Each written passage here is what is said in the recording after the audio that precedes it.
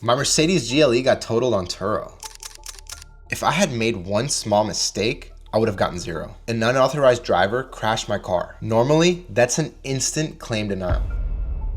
But because of the steps I took before the accident, the entire claim was covered. Not only that, Turo initially offered me only $28,000. I got that up to $30,000, $30,500, and my final payout was $31,500. Plus, I got another $1,000 on top of that most hosts completely forget to claim. In this video, I'm gonna walk you through the entire claims process when it comes to Turo. From risk setup to accident day to using AI to help you get a better payout on your accident. If you're a Turo host, this could save you tens of thousands of dollars. So let's get into it. Your accident claims when it comes to Turo and private rentals, they actually start before the rental ever even begins. Most hosts think that the claims start after the accident occurs, and that's just simply not true. It starts when you hand over the keys. Here's what happened. The person that was driving my Mercedes GLE 350 is not the one that actually crashed the vehicle. The keys were handed to an unauthorized driver by the primary driver, and they're the ones that ended up crashing the vehicle. Here's the important part. I did my proper verifications beforehand. I checked the ID of the driver that was supposed to be driving it. So I had him do it through the Turo verification portal. Basically, they submit a photo of the license, then they take a selfie of themselves with the license. Now, when it comes to this, you have to make sure that they're not presenting an identification card. A lot of people don't check to see that the ID even says driver's license or identification card. I've had multiple instances where they try to rent a car with just an identification card, not a driver's license. Next thing, you need to make sure that the name is matching, the date of birth is matching, and the expiration date is matching. I've had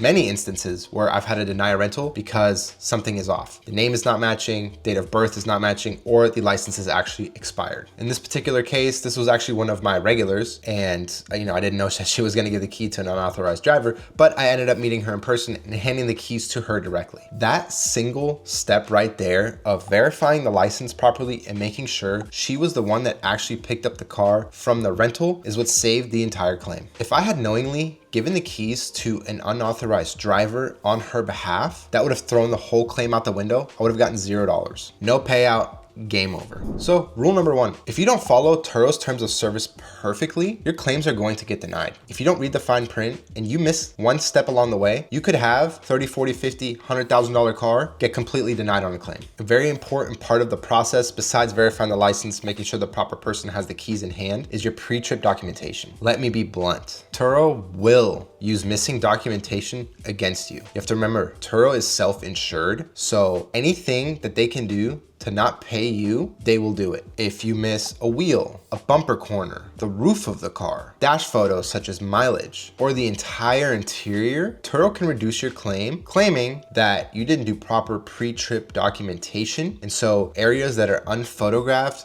could have been non-existent, could have been in terrible condition, missing, whatever it is, and they will reduce your payout based on that. Here's my checklist for every single rental before it goes out. Full exterior walk around photos. This means wheels, under the front bumper, literally close-ups of every single panel. Think of it this way. If there is no before photo of it, even if it's not a totaled vehicle, Turo is not paying you on that. So you need to get things like the roof even of the car. If your guest parks under a tree and the tree branch falls on the roof and you don't have photos on the roof, even though it's a very, very obvious claim, Turo will literally deny your claim. If you have a sunroof, which is expensive, it gets shattered by a tree branch and you didn't have photos of the roof beforehand, you're getting $0.00. There's a particular instance of someone within my network that I spoke with, and they rented out a G-Wagon. It was a G63. This is a $200,000 SUV, mind you. The car was stolen. They did not have a photo of the dashboard of the car. Well, when thieves steal cars,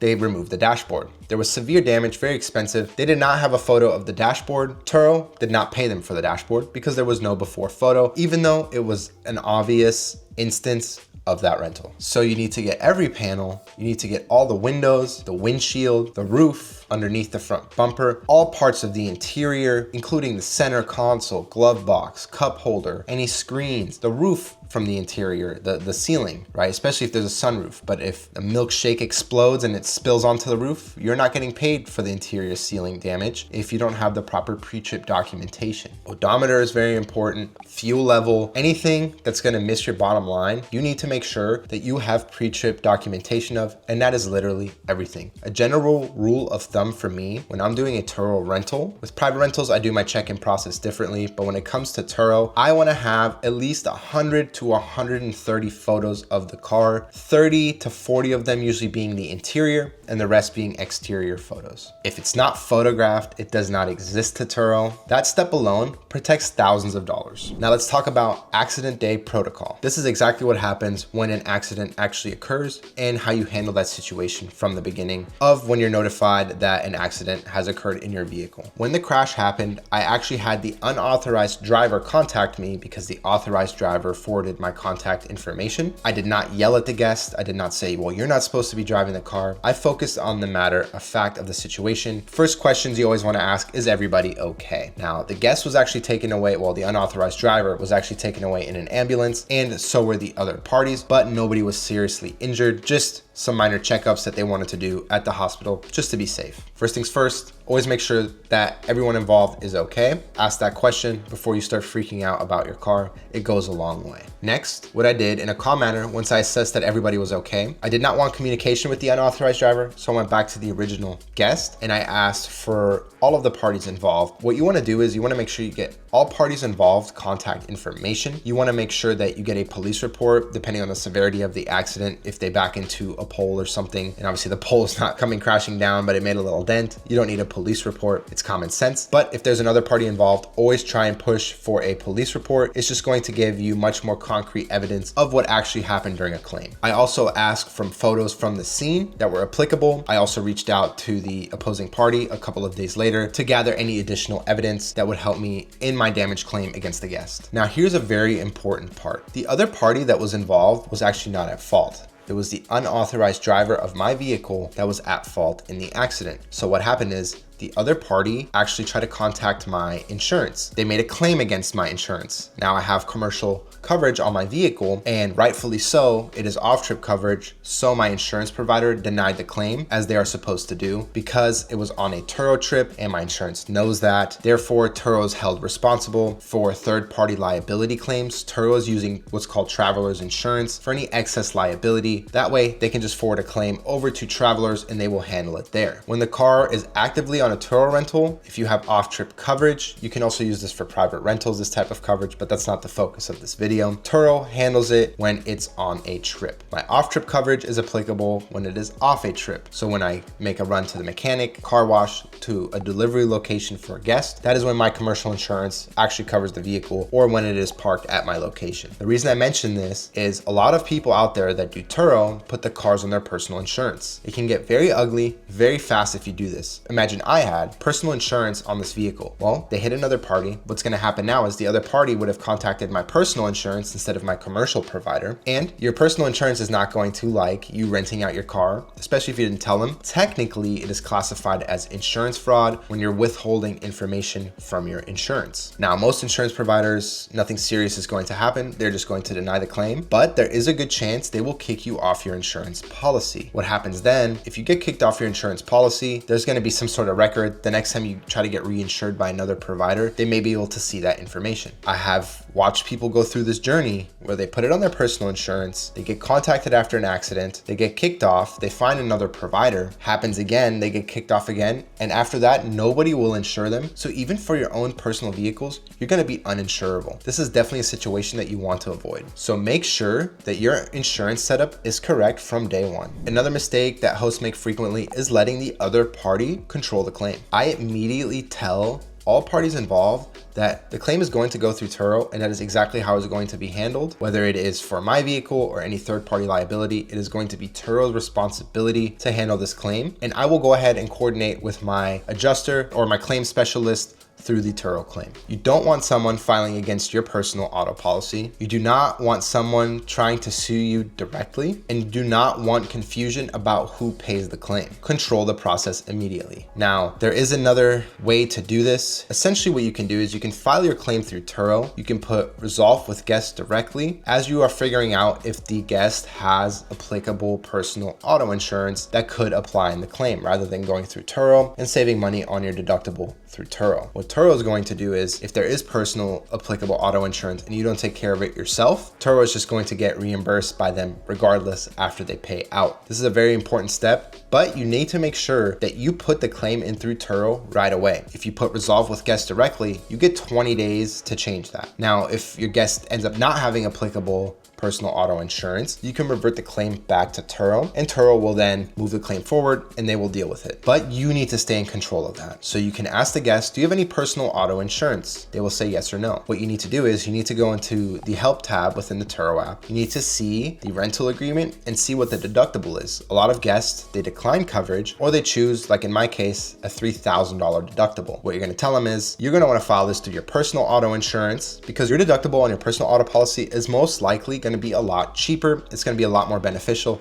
and it's going to save you, the host, a lot of money as well. But going back to the portion about keeping control of the claim. Now, I know I mentioned giving the claim over to Turo and letting Turo handle it. That's after you ask the question. In my case, the guest did not have personal auto insurance, so I went ahead and just forwarded the claim through Turo and let Turo handle it completely. When it comes to unauthorized drivers, even if my guest had a personal applicable auto policy, chances are, not always, but that their personal auto insurance would have denied the claim anyways. What do you do in this situation? You bring the claim back to Turo. Now, let's say it was my guest driving that was authorized and they had personal auto insurance that was applicable. What you're going to have to do is have them, I like to have them file a claim. So they call their personal auto insurance, tell them they had a rental car, that it got into an accident, and they would like to use their insurance to cover any damages. Their insurance is going to reach out to you. After the guest provides your phone number to the insurance company, you will get a call from an insurance adjuster. You will talk to the insurance adjuster. You're gonna have to send them the Turo rental agreement. Sometimes personal auto policies will try to get crafty and say, well, this is a peer-to-peer rental. You have to stand your ground and let them know, and feel free to use ChatGPT or consult a lawyer, but you have to let them know that, no, you are the personal auto insurer. Your policy does indeed transfer to rental vehicles. If it does, not all providers do. And you are responsible for covering the claim. We are under contract. I have the rental agreement. Make sure you push for that. Sometimes their personal auto policy will just go ahead and cover the claim. The beauty with private rental is you can make that a criteria and verify insurance beforehand. But for the sake of this video, we're just talking about the Turo claim. Now you've identified if they have personal auto coverage that applies to the accident during a Turo rental. Maybe it does, maybe it doesn't. And for the sake of this video, again, we're gonna go back to now handling the claim just through Turo. The damage of the Mercedes is pretty severe. You could tell right away that it was gonna be a total loss. Turo did the virtual assessment through Snapsheet. They claimed for the car to be repaired, it was going to cost $35,000, which was worth more than the value of the vehicle, deeming it a total loss. They came at me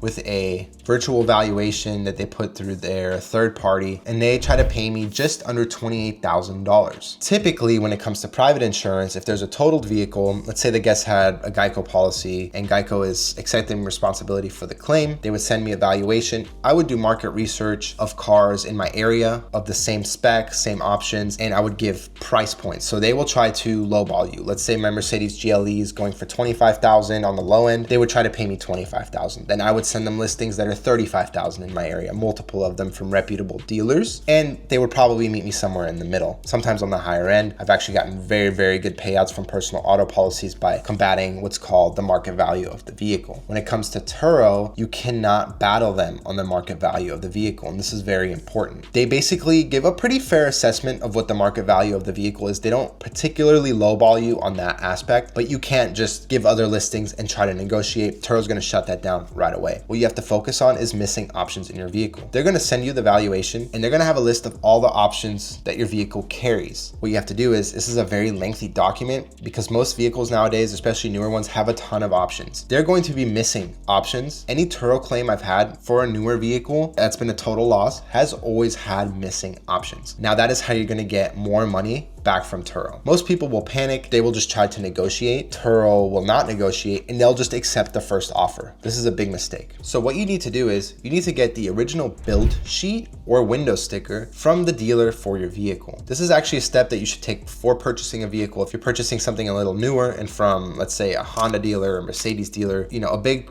name dealer, you can get these build sheets and window stickers pretty easily, and you should get them up front when you're purchasing the vehicle. That way you can put it in your file folder, and when something like this happens, you have it at your disposal. In my case, for some reason, I didn't have the build sheet in my folder, so I called the Mercedes dealer that I bought the car from, and they went ahead and emailed me the build sheet that had all of the factory options in there. Now, I've done it in the past where I pull up the valuation, I pull up the build sheet, and I go through the options side by side. This is a very, very lengthy process because there are so many features in most of these modern vehicles. So what you need to do is use AI. When I've done it manually, it takes forever. AI has changed the game. Basically, what you do is you upload the valuation Turo gives you into ChatGPT. You upload your build sheet, you prompt ChatGPT or whatever AI software you use and say, hey, I need you to go over what are the missing options between the valuation and the build sheet. Give me all of the missing options and then draft me an email response to my claims adjuster. This is, pasting in their email from the offer that they gave you, and then ChatGPT will give you a pretty good response that you can respond to them with. The emails that ChatGPT or your AI software is going to give you based on the missing options is going to be pretty clean. Obviously revise it, make sure it's good, but you can go ahead and send that to your Turo claims adjuster. In my case, I sent the first assessment. They came back to me. They went from, I think it was 27,900 and something. They came up to 30,000, I think 30,000 something. I said, nope. I pasted it back into ChatGPT because they'll give you a brand new evaluation with all of the options that they've now added in. Put it back into ChatGPT and say what options are still missing. I don't know why they do this. Maybe it's a tactic. It's supposed to be through a third party that Turo does this, but there's still options missing on my valuation. Comes back with missing options. I have it draft another email. I send it back to my adjuster. My adjuster actually tries to blow me off and gives me the standard, probably company response they're supposed to give. Well, if you're not happy with this valuation, you can go through arbitration, blah, blah, blah, blah, blah. And I was very stern and say, I'm not arguing the valuation. I'm arguing missing options from my build sheet compared to your valuation that you're giving me. There are still options missing that I am entitled to get paid for. They came back with another offer and it was like $30,400. So they went up a few $100s. Same process again, put it into ChatGPT with my build sheet. Lo and behold, there's still options missing. There was deductions for one of my options when it should have been a value add. Went back to my adjuster again. It took a while. They got back to me with another offer of $31,000, I believe it was $400, $31,400 or something in that neighborhood. Let's call it $31,500. That is $3,500 more that I would have gotten from my initial claim. A lot of Turo hosts will skip these steps. They'll lose out on a ton of money and they wonder why Turo is not a profitable business or car rentals is not a profitable business. I'll be honest, there was still a couple of minor options missing. It was not worth my time going back and forth for another 2 weeks to get another $100 or $200. So I let the claim adjuster know I'm happy to accept this claim and we move forward with the total loss payout. Now here is the $1,000 that most hosts or private car rental operators forget about when a vehicle gets totaled. I had an extended warranty on this vehicle. When a car is totaled, typically with most extended warranties, you can cancel them when you sell the car, when the car is totaled, or at any time, and you'll be refunded the difference. There's some sort of calculation that they do for that period of time that you didn't use it. I paid several $1,000s for this extended warranty from Mercedes. So what I did was, after it was totaled, I went ahead and gave them a call. I let them know the total. I let Mercedes know the date of the loss. I let them know what the mileage was during loss, and they went ahead and sent me a check for about $1,000. So total recovery above initial offer from Turo, $4,500. Most hosts never pursue that. Your claim is won before your crash by your systems that you implement and by your standard operating procedures. Here's the full framework. Verify identity every time. Follow Turo terms of service to a T. Over document during your pre-trip check-in. Collect complete accident information. Don't leave anything out. Direct all parties involved to file through Turo. Again, if you branch off and you decide to use their personal auto policy, doesn't matter. Still file your initial claim through Turo so it's in the system and you don't run into trouble later. Get the build sheet from your manufacturer or dealer. Use AI to compare Turo valuations. Cancel any type of warranties or service packages that you can get a refund on from your dealer that you bought the car from, and have proper commercial insurance. That's exactly how you protect your fleet. Now, this case was a total loss. When it comes to other accidents within Turo, there's a different process you need to follow because there are different valuation methods. You have to go and file things things like supplementals through your body shops. That will take up a whole nother video, so I'm not going to be talking about that in this video. So this video is particularly pertaining to a total loss, which will be a total loss due to an accident, something like flooding, or if your vehicle is stolen. Nonetheless, you don't know what situation you're going to run into when you're renting your car out on Turo or private rentals. You don't know if it's going to be minor damage, loss, theft, whatever it may be. So hopefully this video was of help to you when it comes to a potential total loss on Turo. Maybe you've had a total loss on Turo and you didn't know some of this information before. My goal is hopefully you gained some value from this and you were able to make a couple extra $1,000 when you have a total loss on Turo going forward in the future. If you found value in this and you're serious about starting your own car rental company, or you're already an operator, but you're looking to scale and you want to scale faster with the right systems in place, then I'll go ahead and leave a link in the description where you can apply to work with me one-on-one. I only accept a small number of students at a time because this is a true one-on-one mentorship. This is not some mass course where you're left to figure it out on your own. And that means my time is truly limited. So if you're serious, click the first link in the description, submit your application, and we'll see if you're a good fit. Hey, and if you're not ready yet, that's completely fine too. Make sure you subscribe, like the video, and leave any comments with any questions that you have regarding car rentals. I read them all, and if they're real questions, I will go ahead and respond. Thank you so much again. We'll see you in the next video.